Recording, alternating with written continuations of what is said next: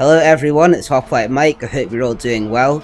Today I'm excited to be doing a mod preview for the Lord of the Rings Total War Remastered. This is a total conversion mod for Total War Rome Remastered, set in Middle-earth during the time of the War of the Ring. Firstly, I just want to say that currently this mod is in closed beta. It has not been publicly released yet, so just bear in mind it's not 100% ready. However, there has been a huge amount of work put in, and it's looking incredible. So I thought there is no better time to do a preview. I will also add a link to the mod Discord in the description, just so you can keep up to date with announcements as they happen.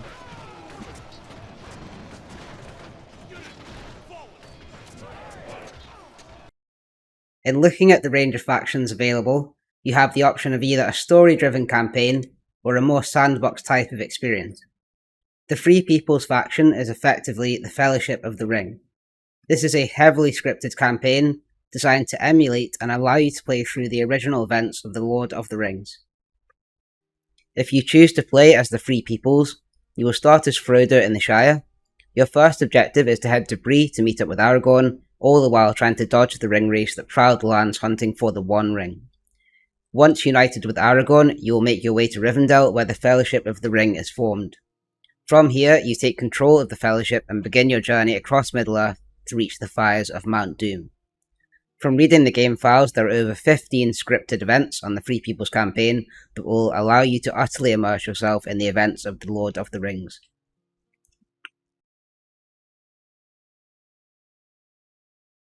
However, if you are looking for more freedom or more of that sandbox experience, then this mod of course has you covered. For example, we have the Kingdoms of Men, Gondor and Rohan being two of the most prominent powers during the War of the Ring. Next we have the Forces of Evil. Mordor, led by Sauron in the east. Isengard, led by Saruman. The Goblins, who inhabit the mountainous regions. The Forces of Gundabad in the north. The Easterlings, who, funnily enough, are in the east. And the Men of Farad in the south, who have the infamous Oliphants. Next we have a range of elven factions. We have the Elves of the Sylvan, also known as the Mirkwood Elves, led by Thranduil. The Elves of Lothlorien, led by the Lady Galadriel. And lastly, the Elves of the Noldor, who inhabit Rivendell and are led by Elrond. Like with the Elves, we also have a range of Dwarven factions. The Dwarves of Erebor, the Dwarves of the Iron Hills, and the Dwarves of Ered Luin. We also have two factions at the bottom here. The Kingdom of Dale, which is a city-state of men. Erebor overlooks Dale. And we also have a barbarian faction, the Wild Men of Dunland. Most factions have their own unique unit rosters, and given the variety of factions and units, this certainly adds to the replayability of the mod. I do just want to highlight that I like the fact the victory conditions are tailored to each faction. It's not just the generic 50 settlements. This increases the immersion as your victory conditions are consistent with the faction that you choose to play. The settlements that you're going for as part of these victory conditions make sense for that faction. For example, the victory conditions for Mordor are to essentially take over Middle-earth, which is to hold 75 settlements, whereas for the Sylvan Elves, you're just trying to take 2 of the Mordor settlements. And this makes sense because the Elves are not hostile towards the Dwarves or the Men, they're just trying to destroy Mordor, which is the source of evil in Middle-earth. Next, I just want to spend a bit of time in the campaign map because there is an incredible amount of detail in here. First, I'm going to scroll out so you can get an idea of what the overall map looks like. You've got Gondor in the centre, along with Rohan. Mordor in the east, they also occupy Dol Guldur. The Men of Farad in the south, and the Easterlings in the east. The Elves generally occupy the forest areas, so the Mirkwood Elves are here, and the Elves of Lothlorien are to the south. The Elves of Noldor occupy Rivendell, which is their settlement, as well as some settlements on the coast. You've also got Isengard in the centre next to Rohan, as well as the barbarian faction, and the goblins in the mountain regions. The Free Peoples in the west, and the Dwarves are generally along the top of the map, so you've got the Dwarves of Ered Luin, the Dwarves of Erebor, and the Dwarves of the Iron Hills. Dale is overlooked by Erebor, And lastly, you've got the forces of Gundabad, also in the north. So having looked at the map overall, it's probably worth just having a closer look. So here is the territory of Gondor. They have one of the biggest starting territories. Here is the territory of Rohan. They also have quite a big starting territory. Next we'll head over to Mordor. Here is Barad-dûr as the Mount Doom. The Men of Harad in the south. They hold quite a big territory land-wise, but the settlements are quite spread out. And it's the same for the Easterlings. They're in a big territory, but it's only actually 4 settlements. And we've got the Dwarves of Erebor. You've got the State of Dale, so you might remember Lake Town from The Hobbit. This is the town that Smaug attacked. Got the Elves of Mirkwood in the forest area. And this is the isolated Mordor settlement, Dol Guldur. Then you've got the Elves of Lothlorien, also in a forested area. As we move further west, we've got Isengard. We start with 3 settlements. The Barbarian faction to the west. The Goblins who inhabit Moria. And 2 settlements to the north. And you've got the Elves of Noldor who have Rivendell and the settlements on the coast. The Free Peoples. Here we can see Hobbiton. And then you've got the Dwarves along the top. So the Dwarves of Ered Luin, who are right in the corner of the map. The forces of Gundabad.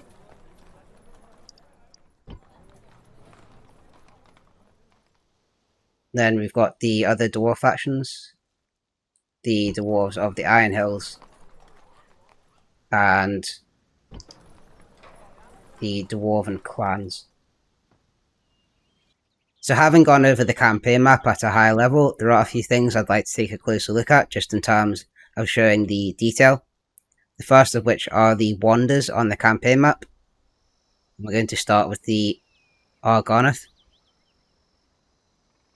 Incredible detail here.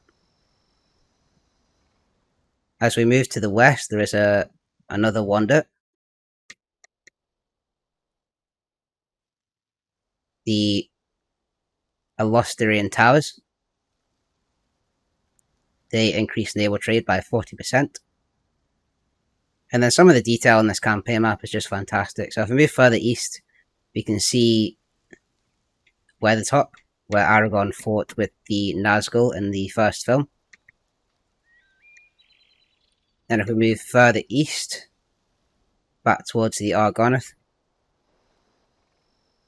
we can see Amon Hen, where Boromir fought against the Uruk-hai. And then as well as this, I wanted to show some of the settlement models on the campaign map. I will be showing the actual siege battle maps later, but it's worth looking at the settlements on the campaign map first. So we've got Minas Tirith first. And we've got Minas Morgul to the east. Again, looking great. We've got Barad-dûr next to Mount Doom. We've got the Erebor settlement, or the Lonely Mountain. We've got Isengard to the West, also a very prominent settlement in the War of the Ring. Then we've got Osgiliath, which is the settlement between Mordor and Minas Tirith. Very unique looking. That's going to move up to Dol Guldur, also with a unique model. And then if we move towards Rohan, we can see Helm's Deep, which is here, and Edoras. And there's only a few more that I want to show. There is Paras Gladon. It's the unique settlement model there. You've got Moria to the north, which is here. And last but not least, we have Hobbiton, where you start with Frodo. Some of the other models I wanted to show are the way that the boats look. So, if we go down to the Men of Harad, the boats have a very unique style compared to the boats of Gondor. Aye, Captain.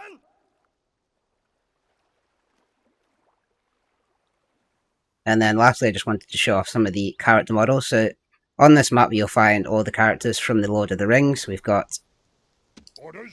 Gandalf the White, Grima Wormtongue,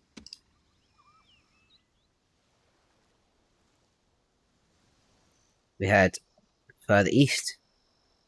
General. We see Legolas, Aragorn, and Gimli. Frodo is here, and Boromir just to the south. So I think if you start with the Free Peoples and you do the Fellowship of the Ring, then most of the characters start in Rivendell. Whereas if you start as Gondor or Rohan, you start a bit further progressed. This is where Aragorn, Legolas, and Gimli start when you play as Rohan or Gondor, which is the first fight that the Fellowship have where Boromir dies. If we move further east, we've got some more models here. So the Mouth of Sauron, you might recall from the films. And then the other models I want to show are the Easterling. Yeah, these are very unique looking. Aside from that, you've got the dwarves in the north. And then there's also a Gollum model here in the far corners of the map. And Mount Doom. So I mean, I could show all the different models, but I think you probably get the idea.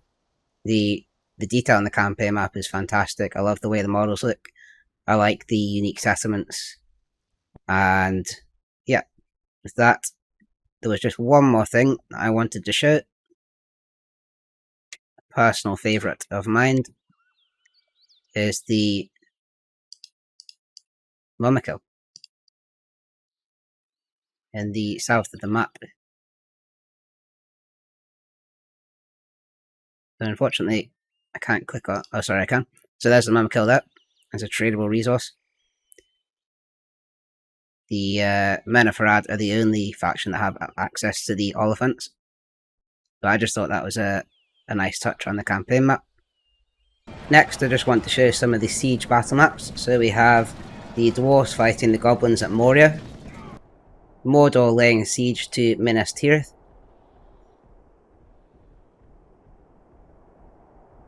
Gondor laying siege to Minas Morgul,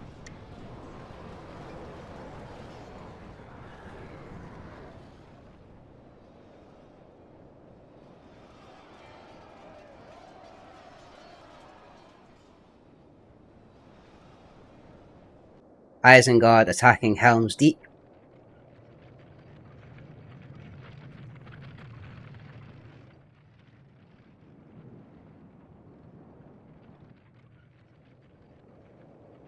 Gondor attacking Barad-dûr with Mount Doom in the background.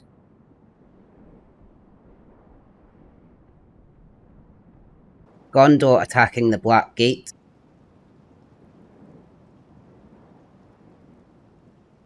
The Elves attacking Dol Guldur.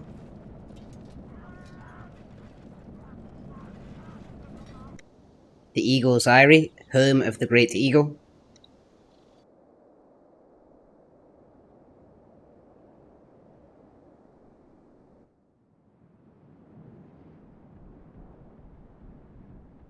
Caris Galadhon.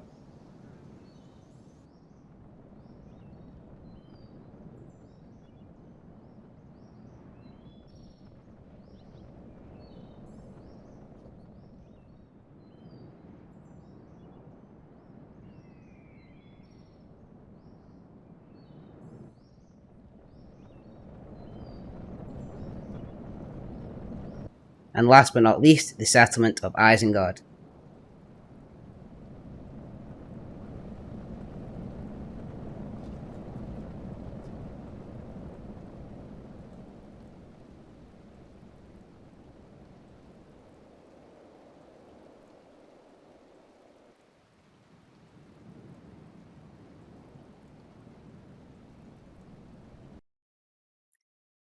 In the last part of the preview, I just want to touch on the unit rosters to give an idea of the variety of troops between the factions. So we'll start off with Gondor. They are noted to have a flexible selection of all troop types with more focus on defense. And certainly from looking at the roster, that does seem to be the case. They have a good array of different troop types. They have 3 different types of archers, a good amount of cavalry, and a whole host of different infantry. The unit that I wanted to pick out was the Guards of the Fountain with their super high defense of 28. Next we'll move on to Rohan. Rohan is noted to have strong cavalry, limited infantry, and missile units. So looking at the roster, they obviously do have a lot of cavalry. They've got, I think, 9 units in total. And the ones I wanted to pick out were the Royal Guards of Rohan with their defense of 25 and high melee attack of 8, which is pretty high for cavalry. They also have access to the Ents, which do a lot of damage as well with the melee attack of 17.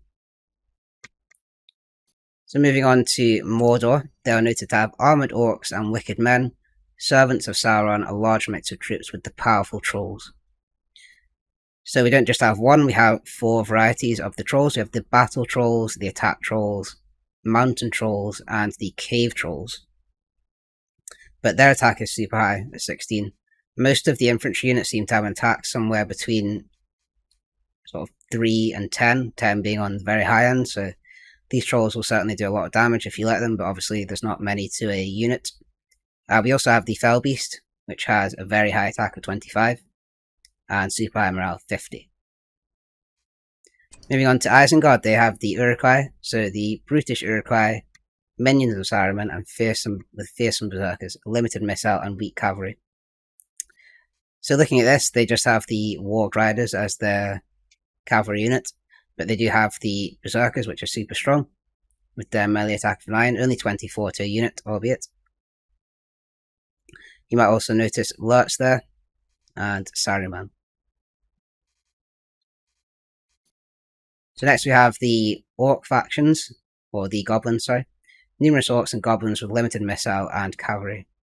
So quite a limited roster for the Goblins and forces of Gundabad, but they do have the powerful Trolls, as well as the Warg Riders. So I'm sure they will pose a challenge. Next we have the Wicked Men of the East, or the Eastlings. Definitely one of the more unique factions in terms of the way they look. Good variety of troop types with powerful chariots. So I think this is the only faction that has the chariots, and chariots are very powerful in the vanilla game. So I would expect the same from this mod. But overall looks to be a fairly strong faction. Next we've got the Wicked Men of the South, or the Men of Harad. they have the infamous Mummikill, which is probably my favourite unit in the game. But elephants are always quite difficult to take down. They can certainly rampage through enemy lines and rack up the kills. Next we have the Elves of Noldor. Powerful yet very expensive troops and superior archers, which is what you would expect for an elven faction. They've got the High Noldor swordsmen, as well as the Sentinels, but all their archer units have very high missile attack, which is what you'd expect. There's a missile attack of 20 on that one, which I think might be the highest. They also have this Elven Siege Bow. Moving on to the Elves of Lothlorien. Powerful yet expensive hybrid of archer and infantry, limited cavalry, superior archers. So I think it'll be the same for all the elven factions, but again, they have a lot of archer units which do have high missile attack, as well as having strong foot infantry with decent defense, but very sort of well-rounded unit with the exception of the cavalry. Well-rounded faction roster, I should say. Moving on to the Mirkwood Elves, they have the Greenwood Sentinels. Again, very high missile attack of 20, and the Emerald Guards, which have very high total defense of 29. You'll also notice Legolas is in there. They are noted to have good mix of light troops with emphasis on range and ambuscade. Moving on to the Dwarves then, I think the Dwarves share a lot of the same units, but they say powerful yet expensive hybrid of archer and infantry, limited cavalry. So as we can see, I think all the rosters for the Dwarves only have one archer unit and one cavalry unit, but they make up for that in the infantry department. So we've got the Old Guards with high total defense and attack. We've also got the Dwarven Juggernauts with, again, very high attack of 9. And then you'll also notice that Gimli is in there for the Dwarves of the Iron Hills, but they all have the same description. Moving on to the Kingdom of Dale, decent selection of troops with good archers. So they seem to have it's a small unit roster, but fairly well-rounded in terms of, you've got a range of archer units, a number of different infantry, and they have 2 units of cavalry. Nothing incredibly strong in there, but it is well-rounded. Moving on to the Barbarian faction, they have a huge number of troops, so they are noted to have Barbarian Savages using stolen armor and weapons, limited cavalry and missile, no archers. So they seem to have some skirmishers even though they don't have archers, but a fairly weak roster it looks to be. I like these units, these Dunlending Warhounds. They also have access to the Warg Riders and Free Riders. So next we have this faction, which is just for the historical battles, but you'll notice Isildur and Elendil. They actually do have very strong troops here. We've got the King's Swordsmen, which have a total defense of 20, melee attack of 10, and Guardians of the Crown have defense 24 and melee attack of 9. So, fairly well-rounded roster, albeit it is quite limited. And then lastly, we just have the Bandits or the Outlaws. They are noted to be Bandits, Outlaws, and Dangerous Creatures. So the unit I wanted to pick out from here was the Rohirrim Freelancers. I thought that was a nice touch to put in the game. So obviously, men of Rohan who are looking to, make some extra money. But yeah, that does it for the unit rosters. That's going to be it for the preview. I hope you enjoyed the video. If you are enjoying the content, please like and subscribe. There's plenty more on this mod to come. Thanks for watching, and I'll see you on the next one.